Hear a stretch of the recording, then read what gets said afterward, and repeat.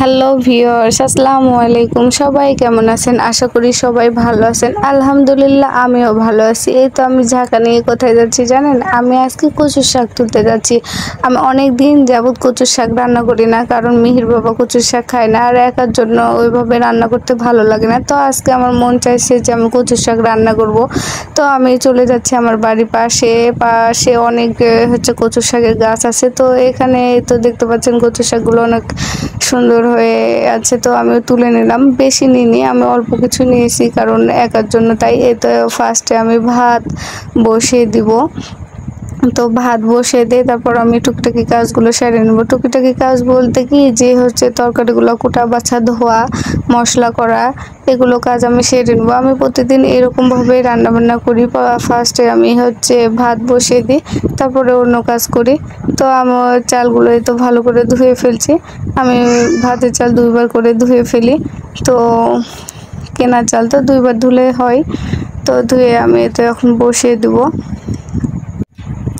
গ্রামের মানুষরা কচুর শাক খাইলে বলে যে খাইতে পায় না, তার জন্য কচুর শাক খাচ্ছে। আর শহরের মানুষরা কচুর শাক কিনে খাইলে বলে ভিটামিনের অভাব, তো তাই কচুর শাক খাচ্ছে।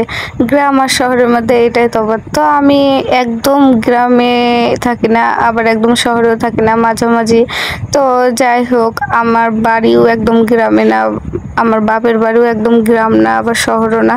তো আমার বিয়ে হয়েছে যে একদম গ্রাম না আবার শহর না। তো আমার দুটোই একই রকম টাইপেরই পরিবেশ। আমার অতটা খারাপ লাগে না, মানিয়ে নিতে অত সমস্যা হয়নি। তো মিহির বাবা কচুর শাক খায় না, ওর জন্য আবার একটু করলা আর আলু পুরপুরি করে দেবো। তো এই তো আমি কুটো বাছে সব ধুয়ে নিচ্ছি এখন। আর কচুর শাকগুলো তো পরিষ্কার করে বাছছি, কারণ পোকামাকড় থাকতে পারে, তাই জন্য দেখে দেখে একটু ভালো করে বেছে নিচ্ছি। কচু শাকে প্রচুর পরিমাণে আয়রন আছে আর চোখের জ্যোতি বাড়ায়। তো কচু শাক খাওয়া স্বাস্থ্যের জন্য অনেক ভালো।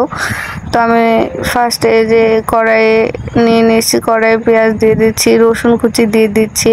আর আমার তো সব যেগুলো তেলে দিয়ে রান্না করা, সেগুলোতে আমি একটু করে জিরে ব্যবহার করি। কাঁচা জিরে দিয়ে দিলে আমার খেতে খুব ভালো লাগে। তো আমি দিয়ে দিচ্ছি একটু জিরে, দিয়ে নাড়াচাড়া করে কচুর শাকগুলো দিয়ে দিব।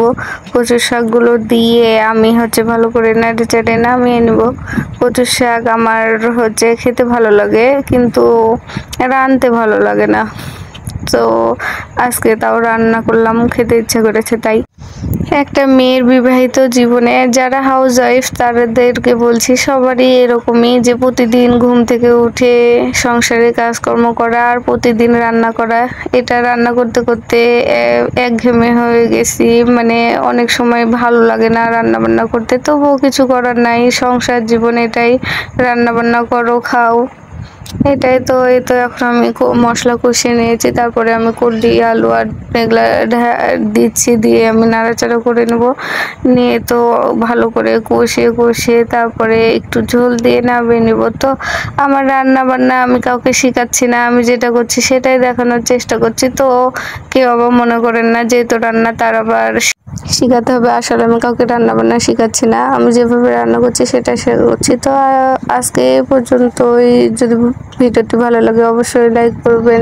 আজকে এই পর্যন্ত, আল্লাহ হাফেজ।